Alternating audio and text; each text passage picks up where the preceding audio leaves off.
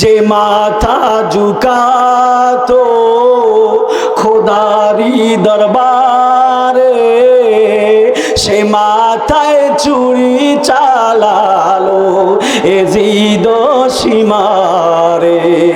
আল্লাহু আকবার বলেন। যে মাথা ঝুকাতো খোদারি দরবারে, সে মাথায় চুরি চালালো এজিদ সীমারে।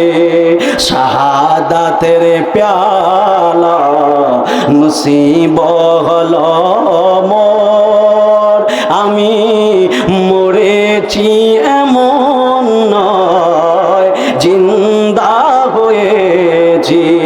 শোনো কো, এই ইমাম হুসাইন কি বলে, শোনো কুফাবাসী আমায় মুসাফির ভেব না, আমি নিজে আসিনি দাওয়াতে এসেছি, আমি নিজে আসিনি দাওয়াতে এসেছি।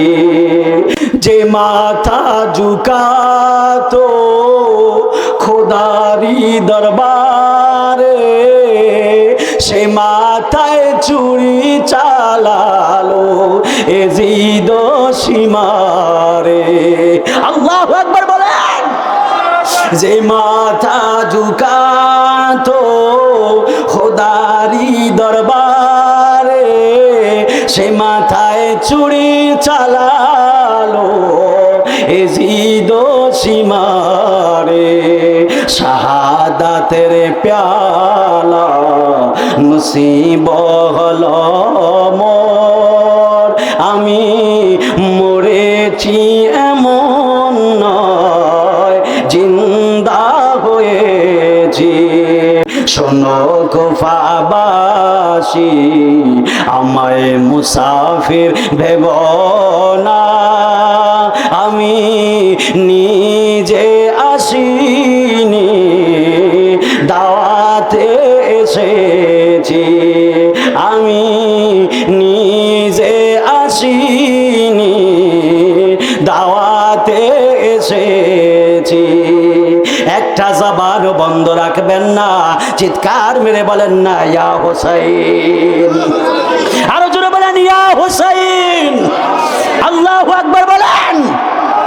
ইমাম আলী আকবর ইমাম হুসাইনকে ডাক দিয়া বলে, বাবা আমার কণ্ঠনালীর একবারে ছিদ্র কইরা দিছে, কষ্ট হয়নি আপনাদের? জোরে বলেন কষ্ট হয়নি? বলে আমার কণ্ঠনালীটা ছিদ্র কইরা দিছে। ইমাম হুসাইন চোখের পানি ফালায়া ফালায়া কান্দে।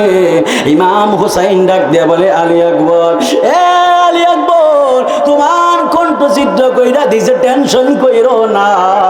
আমাদের আহলে বায়তের প্রত্যেকটা রক্তের ফোঁটার বদৌলতে আমার নানার কোটি কোটি উম্মত দেওয়া বিনা হিসাবে জান্নাতি হয়ে যাবে। জবান খুলে বলা যাবে কি সুবহানাল্লাহ।